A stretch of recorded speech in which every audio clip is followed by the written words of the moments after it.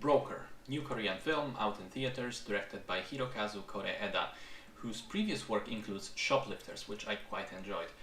This new film of his, once again, like Shoplifters, explores a group of misfits and people living on the sidelines of society who, sort of against all odds, create something resembling a family.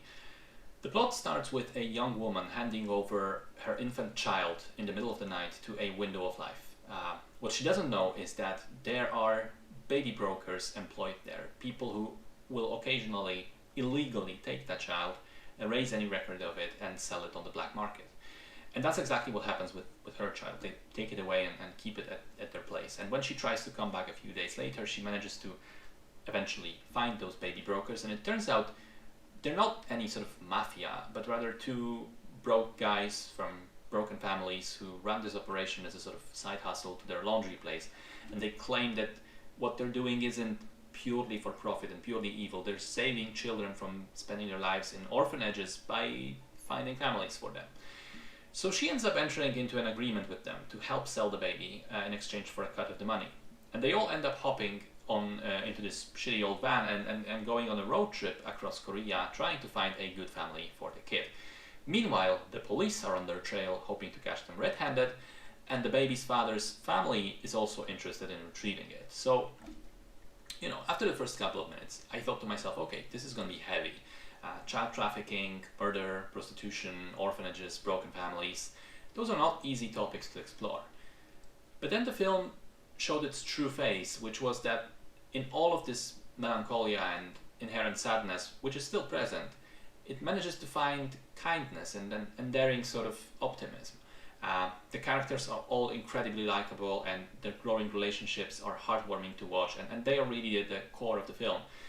And as heartwarming as they are also heartbreaking in a way, because we know it cannot really end in a good way. It can't end with everybody being happy. The way we slowly learn of their individual stories is a masterclass in how you develop characters and make the audience, begin to care and change their minds about them.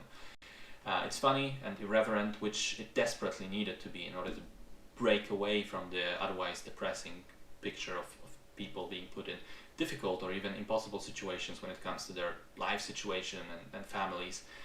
But then again, it's also not really a comedy. It stays true to its dramatic roots and never compromises the seriousness of its emotional side for the sake of humor.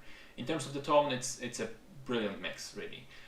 It's got great performances from everybody involved, fantastic score, which perfectly fits the emotions of the scenes, and it looks really amazing. A lot of it was shot on location in various places in Korea using natural light and weather as another type of component in the story, really. There's also a really well done visual motif of people going up, either up the stairs or up on the Ferris wheel, sort of showing how they're meant to grow and become better. And the ending is also really bittersweet in the best possible way. I will admit I shed a little tear. And I'll admit, it's not a perfect film. I thought some parts of the script were a little strange for me, and the whole father of the child subplot was somewhat underdeveloped. But it didn't really matter in the end, because the film's emotions worked for me. It took me on this amazing journey, and I'm very happy that I was able to participate in it.